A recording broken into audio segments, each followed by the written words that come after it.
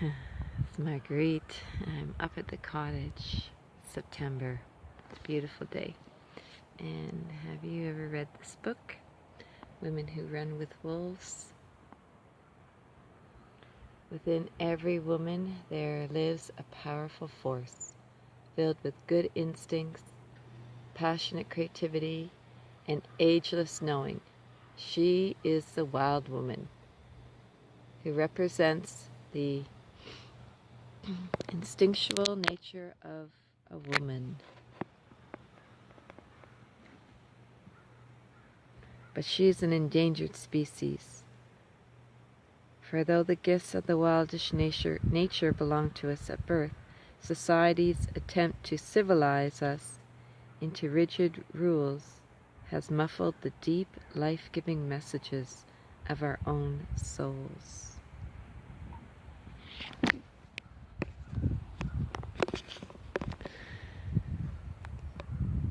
So this is the perfect place to read this book.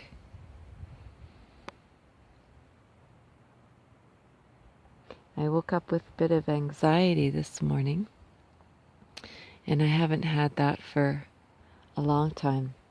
This time last year, I was living and working with Tarek Bibi and in a bit of a community, and I was in anxiety every morning when I woke up. It's so nice to not have that, and that remember when just makes me realize how grateful I am to have gotten through last year. And one of the big things that got me through was helping other women. So as I decided to do try the goddess yoga and doing it through Facebook Lives in private group, well, that was successful. It works now that I know it works. And as I was helping other women to become their magical goddess selves, I in turn helped myself and definitely got my sparkle back. But at the same time, I was calling the Rainbow Warriors, and now with everything that's happened this summer of hurricanes and fires, my question is, what comes first? Is it respecting our own bodies, or is it respecting Mother Earth? So I'm just going to actually read you a chapter in this book. We'll go back to looking at beautiful, serene moment here.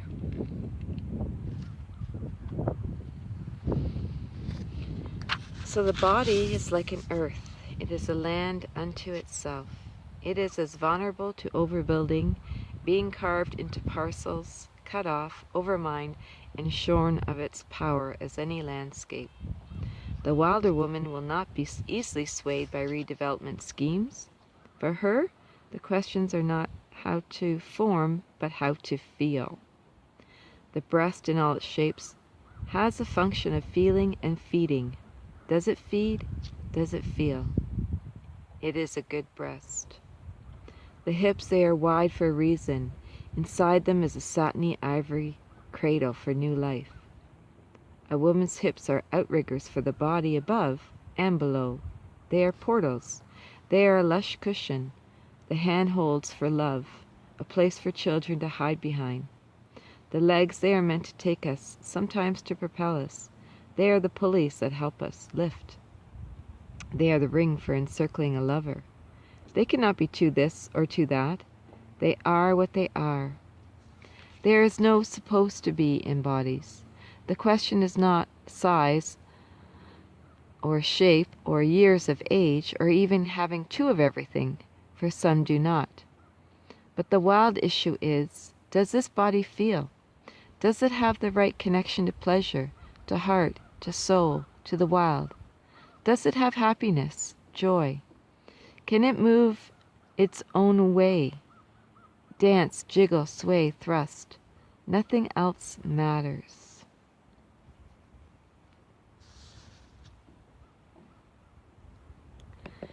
So the power of our bodies as we come into one, as we play in our bodies in sacred space, it is so amazing.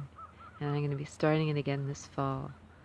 So you can go to awakenmagic.com to get some free classes that you're not going to find anywhere else and try it out. And September is a special month for me, beginning of the fall equinox. I've been a fire keeper. Oh, there's a whole bunch of crows. See if we'll catch them coming over. Calling in the magic. Wow. You can hear them anyways. So I want to gather a group of women to become wilder, wiser, and filled with wonder. And it can happen through the goddess yoga. Let's love our bodies. Let's love Mother Earth. Let's heal our bodies by playing with them, loving them by playing with them in sacred space.